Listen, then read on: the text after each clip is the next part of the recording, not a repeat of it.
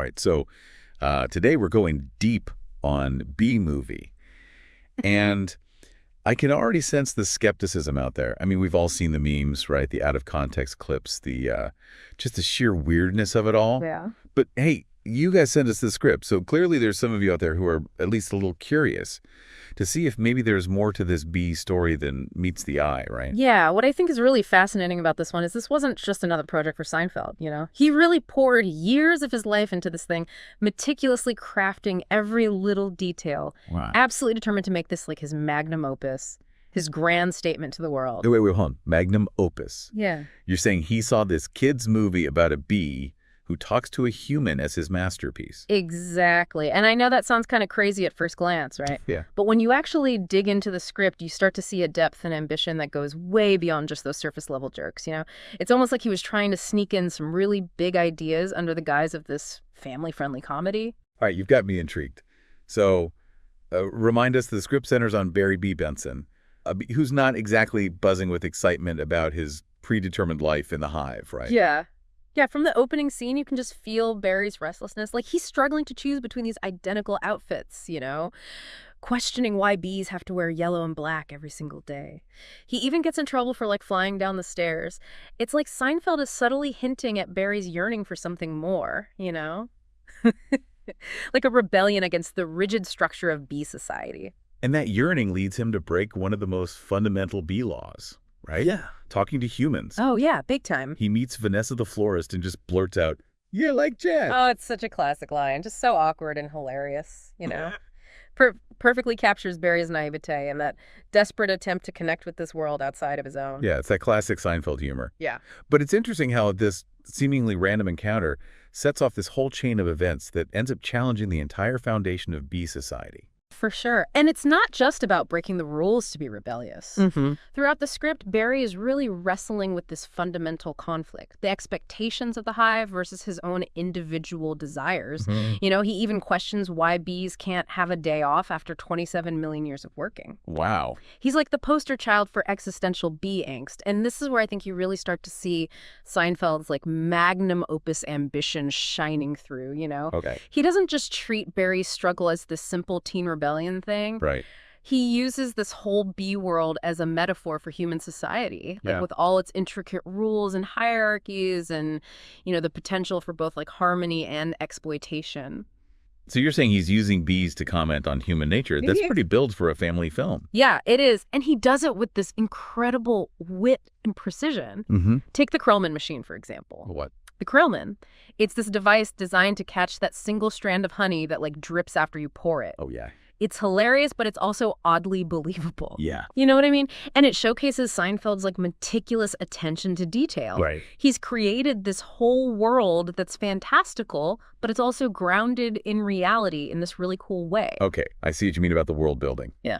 But what about the bigger picture here? Like, what's the central message Seinfeld is trying to get across through all this bee-related chaos? Well, I think one of the key themes that keeps coming up is this idea of finding your purpose, even if it means challenging the status quo. You know, Barry starts off feeling trapped by this hive mind, this collective consciousness that dictates every aspect of bee life.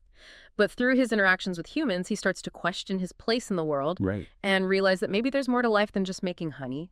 So it's a coming-of-age story, but with bees. Exactly. And it's not just about individual growth either. Right. Seinfeld also tackles some pretty big societal issues here, like the exploitation of labor and the importance of environmental balance. When Barry discovers that humans are stealing honey from bees and selling it for profit, he's outraged. Yeah. And he decides to sue the entire honey industry. And that's where things get really interesting. Yeah, that's the part that always seemed a bit far-fetched to me.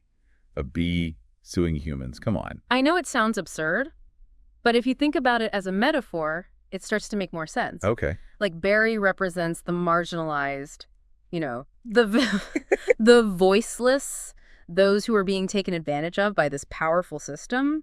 He's like a tiny David taking on this corporate Goliath. And of course, Seinfeld can't resist injecting some humor into this whole courtroom drama, right? The line, "This isn't a good fella, this is a bad fella," always gets me. Oh, yeah, that's classic Seinfeld. All right. He uses humor to make these serious topics more palatable. but he never shies away from the underlying message. In fact, the consequences of Barry's actions are far from comedic. Yeah. He wins the lawsuit, but his victory ends up having all these unintended consequences. All right, the whole ecosystem goes haywire when the bees stop pollinating. It's a pretty Aw. bleak picture of a world without bees. Exactly. Central Park is this barren wasteland with all the plants wilting and dying. It's a stark reminder of how vital bees are to the environment, Yeah. how interconnected we all are, really. So even though Barry had good intentions, he kind of made things worse. It's like Seinfeld is saying that even the smallest actions can have these huge ripple effects. And that's another layer of complexity that makes this script so fascinating, you know? Yeah, Seinfeld doesn't offer these easy answers or simple solutions. Right. He presents this really nuanced view of the world where good intentions can backfire, yeah. and where even the smallest creatures can have a profound impact on the balance of nature. It's a lot to unpack for a movie that's often dismissed as just a silly kid's film. I know, right? And we haven't even talked about the ending yet, which is even more thought-provoking. Okay, well, let's get to it then. What's the grand finale that Seinfeld has cooked up for us? Does Barry save the world? Does he find his true calling? Does he finally get to wear something other than yellow and black? Well, we've explored the world of B-Movie, uncovered those deeper layers, and you've really helped me see it with fresh eyes. But I gotta ask, after all this, do you think Seinfeld actually achieved what he set out to do? Was this really his magnum opus? A masterpiece disguised as a B-comedy? That's the million-dollar question, isn't it? I think it's hard to say for sure if B-Movie, reached those kind of lofty heights. Right. But you know what I find really remarkable is how this script, even in its, sillier moments, it kind of taps into some really universal anxieties. Like what? Give me an example. Oh, okay, think about Barry at the beginning. Right. He's facing this incredibly structured, predetermined life path, Right. He's got one choice. Honey production. Does that sound familiar? Yeah. I mean, it's almost like a satire of modern work culture, right? That feeling of being trapped in a system that doesn't really value your individual passions. So you're saying Seinfeld through the bees Yeah. was kind of commenting on that whole, find your dream job pressure that so many people feel. Yeah. I think it's definitely a possible reading, especially the way Barry rebels. Right. He doesn't just want a different job within the hive. He wants to, break the whole system. Yeah. He's yearning for something more meaningful, something that connects him to the bigger world outside the hive, And that connection, ironically, comes through his relationship with Vanessa, a human.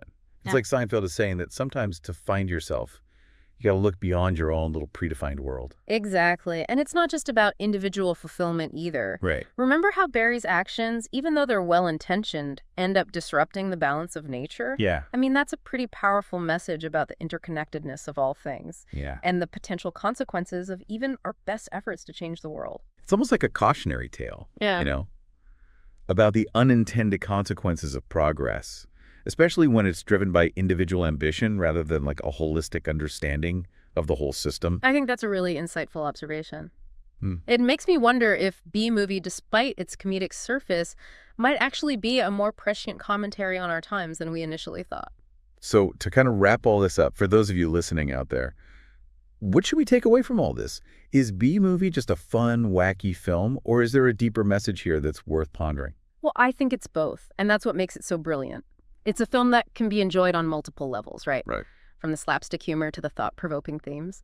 But what I find most compelling is how Seinfeld, through the journey of this talking bee, manages to touch on some of the most fundamental anxieties and aspirations of the human experience, Our desire for purpose, our relationship with nature, our struggle to find meaning in a world that often feels chaotic and absurd. Well said. And I think that's the perfect note to end on.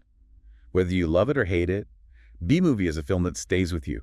It makes you laugh, it makes you think, and it might even make you question your own place in the hive. And maybe, just maybe, it might inspire you to take a closer look at the world around you, to appreciate the interconnectedness of all things, and to find your own way of making a positive impact, even if it means breaking a few bee laws along the way. Okay, I think we've successfully deconstructed the hive mind on this one.